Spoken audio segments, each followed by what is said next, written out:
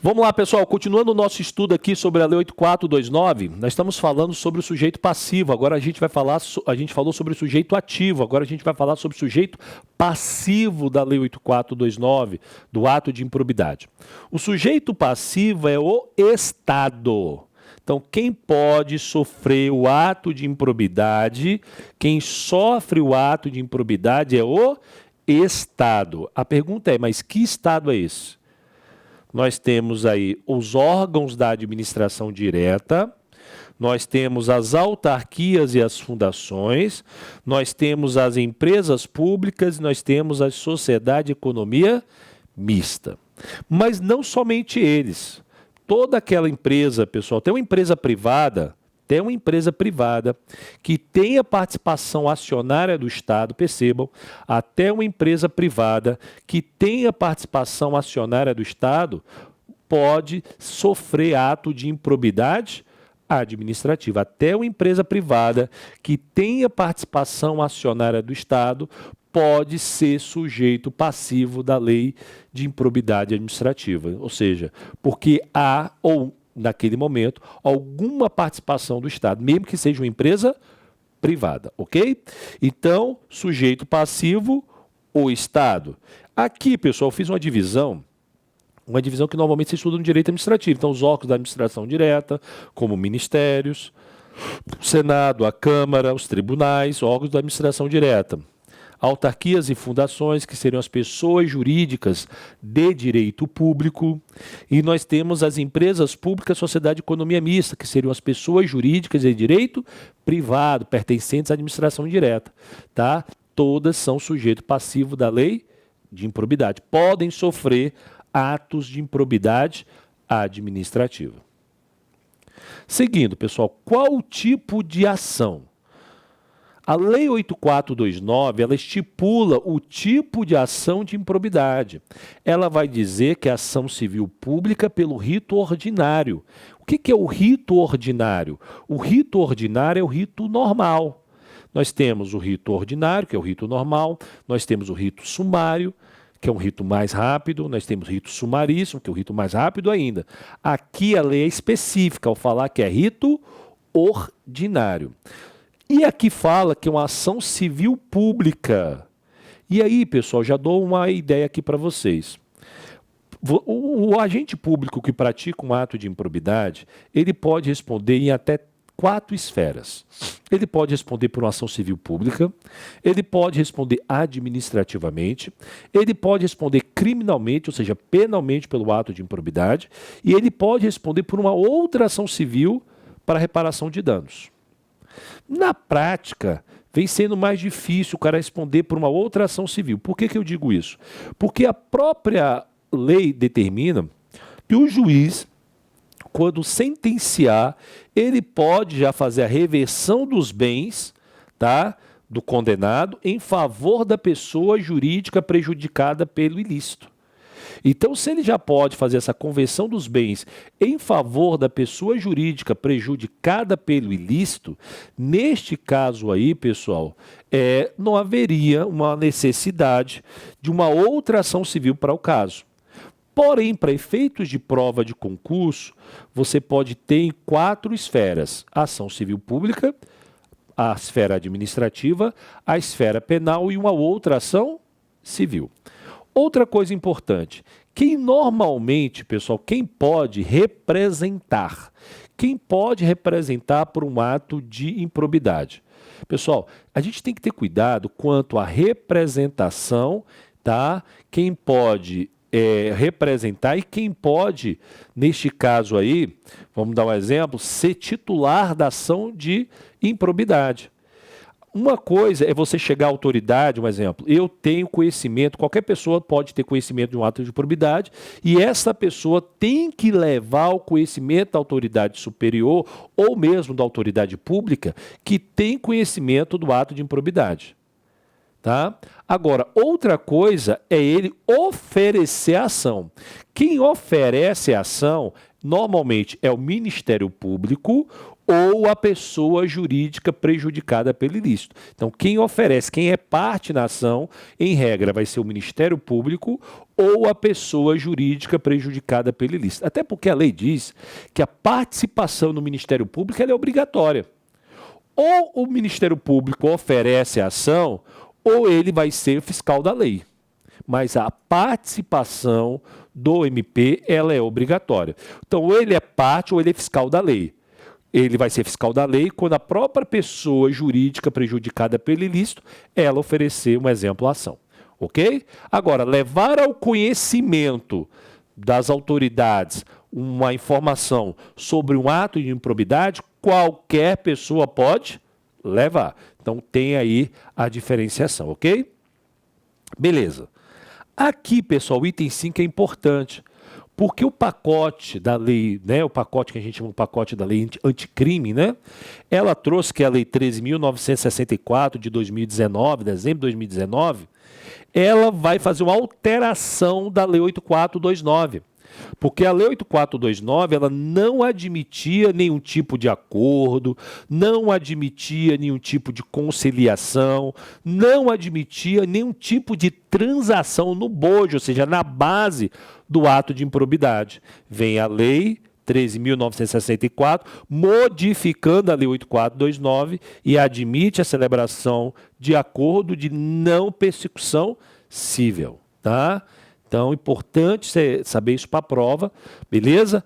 Ela hoje admite acordo? Admite, não admitia no passado, mas admite. Você sabe que sempre quando tem alterações, normalmente isso é perguntado em prova. Então, ela hoje admite celebração de acordo que seja de não persecução civil. É assim que ele vai colocar na sua prova, beleza? Tranquilo, então importantíssimo esse item 5 aí, porque é uma novidade, percebam, é uma novidade, tá, que nós temos na lei, uma modificação pela lei 13.964 de 2019. 6. Participação do Ministério Público. Como eu já disse, como eu já antecipei a vocês, a participação do Ministério Público será uma participação obrigatória. A participação do MP é uma participação obrigatória. Ou ele vai ser parte na ação, ou seja, ou ele vai oferecer a ação, ou ele vai agir como fiscal da lei. Ou ele oferece a ação, ou ele age como fiscal da lei. Mas é certo que a participação do Ministério Público é obrigatória. Se cai na sua prova que pode ser dispensada a participação do MP numa ação de improbidade errada, porque a participação do Ministério Público ela é obrigatória. Ou ele oferece a ação, como normalmente é o que acontece, ou ele age como fiscal da lei. Responsabilidade, tópico 7, pessoal. Responsabilidade dos herdeiros. O que isso quer dizer? Vamos imaginar que eu pratico um ato de improbidade administrativa, seja condenado e seja condenado a ressarcir um valor. Só que eu venha a morrer. O que vai acontecer do valor que eu devo ao Estado se isso passa ou não passa para os meus herdeiros? Passa, pessoal. Só que passa até o limite do valor da herança. Isso quer dizer o quê? Eu fui condenado a pagar R$1 milhão por um ato de improbidade. E eu deixei aos meus filhos, se vamos imaginar meus herdeiros, R$2 milhões. Então, deixei de herança 2 milhões, só que eu tinha uma dívida com o Estado de 1 milhão. Então, o Estado vai conseguir pegar da minha herança R$1 milhão.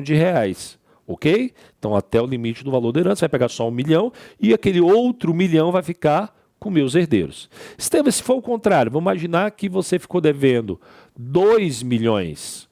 Tá? Você tinha uma dívida com o Estado por ter sido condenado por ato de improbidade administrativa e você deve 2 milhões. Você morreu e só deixou apenas 1 milhão de herança.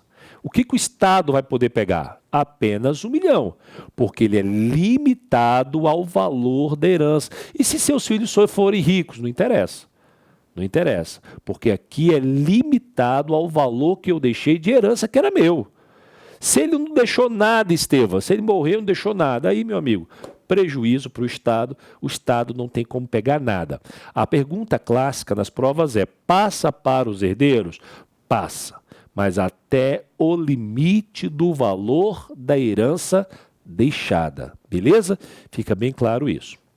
Já no tópico 8, nós vamos falar sobre as modalidades, sobre os tipos de improbidade administrativa. Nós vamos ver isso no artigo 9, no artigo 10 e no artigo 11 da lei, tá? Quem estiver acompanhando com a lei, você pode buscar aí o artigo 9, o artigo 10 e o artigo 11, vão tratar das modalidades, vão tratar dos tipos de improbidade. Nós temos a improbidade que acarreta enriquecimento ilícito, que está lá no artigo 9.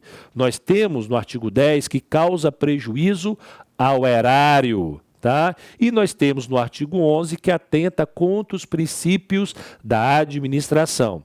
Estevam, mas não tem o que provoca ação ou omissão para conceder, aplicar ou manter benefício financeiro ou tributário? Isso também está lá no 10, só que é o chamado 10A. Foi uma modificação que foi feita na Lei 8429. O que é importante saber disso? Primeira coisa, você pode anotar no seu caderno. Lá na lei, no artigo 9, no artigo 10, no 10A e no 11, eles vão elencar, né, alguns exemplos de improbidade. Exemplo, no artigo 9, exemplo de improbidade que gera o enriquecimento ilícito. Exemplo de enriquecimento ilícito: eu recebi um dinheiro de fora de alguém para poder intermediar alguma coisa dentro do Estado. Enriquecimento ilícito. Prejuízo erário: que seja por vontade própria ou mesmo por imprudência, eu trouxe um prejuízo para o Estado. Prejuízo erário. Ou que atenta contra os princípios da administração. Aí a gente tem vários princípios, como o princípio da legalidade, impessoalidade, moralidade, publicidade, eficiência, dentre outros. Ok? O que é importante primeiro você já anotar no seu caderno? Os exemplos previstos na lei são meramente exemplificativos. Coloca aí. Os exemplos previstos na lei, ou seja, no artigo 9, no artigo 10, no artigo 11, são meramente exemplificativos. São meramente exemplificativos. Isso quer dizer o quê? Nós temos vários exemplos ali no artigo 9, 10 e 11, mas não são somente eles. Todo ato que puder se encaixar como enriquecimento ilícito, prejuízo erário ou que atente contra princípios, pessoal, serão inseridos neste caso aí como improbidade. Então, por isso que aqueles exemplos são meramente exemplificativos. Outra coisa importante, lembre que aqui é uma discussão entre o dolo e culpa. Dolo é quando você tem intenção de praticar a conduta. Culpa é quando você agiu com imprudência, negligência, com imperícia. A única modalidade que aceita a modalidade, né, a forma culposa, é somente o previsto no artigo 10, que causa prejuízo ao erário. Todas as demais, somente pela modalidade dolosa. Então, a única que aceita a modalidade culposa é o que causa prejuízo ao erário. Por isso que eu coloquei aqui, ó, que acarreta enriquecimento ilícito somente pela modalidade dolosa, que causa prejuízo ao erário, dolo ou culpa, que atenta contra os princípios da administração, também dolo, que provoca ação ou omissão para conceder, aplicar ou manter benefício financeiro ou tributário, também a lei não fala em culpa, fala apenas em dolo. Então, a única que admite também modalidade culposa dos tipos de improbidade é o que causa prejuízo ao erário. Outras perguntas que podem ser feitas a você. Para existir improbidade, tem que ter ocorrência do dano econômico? Olha lá. Para existir ato de improbidade, há necessidade da ocorrência do dano econômico? Não. Porque se atentar contra princípios, não obrigatoriamente houve dano econômico aí. Não houve dano econômico, mas mesmo assim foi ato de improbidade. Outra pergunta. Estevam, e se porventura o mesmo ato provocou mais de um tipo? Como assim? Eu pratiquei um ato de enriquecimento ilícito. Porém, dentro do enriquecimento ilícito, você não concorda comigo que também, se eu intermediei algo dentro da administração pública para alguém lá fora por interesse próprio, eu fugi do princípio da impessoalidade. Então, também atentei contra os princípios da administração. Eu pratiquei ao mesmo tempo um ato que acarreta enriquecimento ilícito e ao mesmo tempo um ato que atenta contra os princípios da administração. Eu vou responder pelos dois? Não. Eu sempre respondo pelo mais gravoso. Respondo apenas por um. Se ele englobar mais de um, eu respondo apenas por um, aquele que seja mais gravoso. Aqui já está no nível de gravidade. O que acarreta enriquecimento ilícito é mais gravoso, que causa prejuízo erário e que atenta contra os princípios da administração. A gente vai ver no quadrinho esquemático aí. Mas se no mesmo ato eu pratico mais de um tipo de improbidade, eu responderei apenas por um, pelo mais sério, pelo mais gravoso. Vamos lá então? Vou mostrar para vocês aqui, ó. Antes da gente falar do tópico 9 e do tópico 10, eu quero falar para vocês desse quadrinho aqui, ó, para vocês entenderem o que eu acabei de falar. Olha aqui, ó. Fiz um quadrinho esquemático. Enriquecimento ilícito, prejuízo ao erário, atentar contra princípios, ação ou omissão de conceder, aplicar ou manter benefício financeiro ou tributário. Aqui estão as penalidades, porque aqui no tópico anterior nós temos as penalidades, ó, no tópico 9. Quais são as penalidades possíveis a quem pratica um ato de improbidade? Primeiro, suspensão dos direitos políticos, e aqui é importante, não é perda dos direitos políticos, é suspensão. Ninguém perde aqui os direitos políticos. Você tem uma suspensão temporária dos direitos políticos. Ressarcimento ao erário. Quando eu falo erário, eu falo o Estado, a fazenda pública. Multa civil e perda da função. Então, nós temos como penalidade suspensão dos direitos políticos, ressarcimento ao erário, multa civil e perda da função. Então, vamos lá, ó. Aqui tem um esqueminha, ó. Suspensão dos direitos políticos, multa civil, proibição de contratar com o Estado e perda da função. Aqui, na verdade, quando a gente fala proibição de contratar com o Estado, a coisa é um pouco mais ampla, que é proibição de contratar com o Estado e de receber qualquer incentivo fiscal ou creditício do Estado. Olha lá, proibição de contratar com o Estado ou de receber qualquer incentivo fiscal ou creditício do Estado, mesmo que seja por intermédio de pessoa jurídica da qual seja sócio majoritário. Então, se você recebeu o incentivo de uma pessoa jurídica da qual seja sócio majoritário, você está proibido também, desde que você seja sócio majoritário, minoritário não. Beleza? Então aqui, ó, se o cara praticou um ato de enriquecimento ilícito, ele pode ter a suspensão dos direitos políticos de 8 a 10 anos. Se é prejuízo erário, 5 a 8 anos. Se for atentar contra os princípios da administração, 3 a 5 anos. Se for ação ou omissão de conceder, aplicar ou manter benefício financeiro ou tributário, 5 a 8 anos. Pessoal, isso aqui você tem que chegar na prova com isso memorizado. Pega esse quadrinho e coloca lá no seu quarto. Multa civil, enriquecimento ilícito vai até 3 vezes o valor acrescido. Como assim o valor acrescido? Eu recebi um valor, não recebi? Então a multa civil pode ser de até, não é exatamente 3 vezes, é até 3 vezes o valor recebido, ou seja, o valor acrescido. Se for prejuízo erário, é até 2 vezes o valor do prejuízo. E se for atentar contra princípios, até 100 vezes o valor da remuneração do agente público. Porque atentar contra princípios, quando não tem um valor econômico determinável aqui, eles se basearam na remuneração do agente público. Então fica até 100 vezes o valor da remuneração do agente público.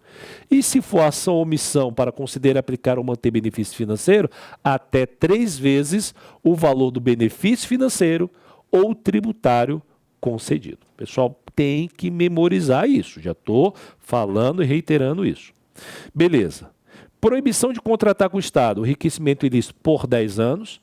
Proibição de contratar ou de receber qualquer incentivo fiscal ou creditício do Estado. Se for prejuízo erário, 5 anos. E se for atentar contra os princípios, 3 anos. Então, 10 anos, 5 anos, 3 anos. Ok? Aqui, pessoal, a lei não prevê para ação ou omissão de conceder, aplicar ou manter benefício financeiro, a lei não prevê proibição de contratar com o Estado. E nos 4 casos, a perda da função. Nos 4 casos, geram aí a perda da função pública, beleza? Então, esse quadro aqui é imprescindível você memorizá-lo. Como eu falei, Pega ele lá no seu quarto, lá no local que você estuda. Beleza. Além das penalidades, nós vamos ter as chamadas medidas cautelares. E o que é uma medida cautelar? A medida cautelar é aquela que ocorre antes da sentença.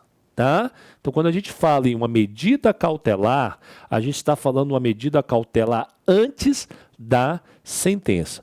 Pode ter um afastamento das funções, se for verificado que é importante que o agente público se afaste das funções para não atrapalhar nas investigações, ele pode ser afastado das funções, como o Ministério Público também pode solicitar a indisponibilidade dos bens.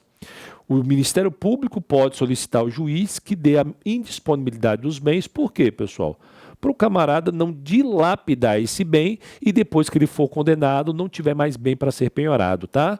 Então, como medida cautelar, nós podemos ter aqui o afastamento das funções para que ele não atrapalhe nas investigações e nós podemos ter também a indisponibilidade dos bens. Normalmente é o Ministério Público que vai solicitar ao juiz que deixe os bens indisponíveis. Logicamente não vão ser todos os bens, ele vai deixar alguns bens para que o camarada possa fazer a sua subsistência, mas pode ter aqui a indisponibilidade dos bens do agente. Beleza? Ficou claro isso, pessoal?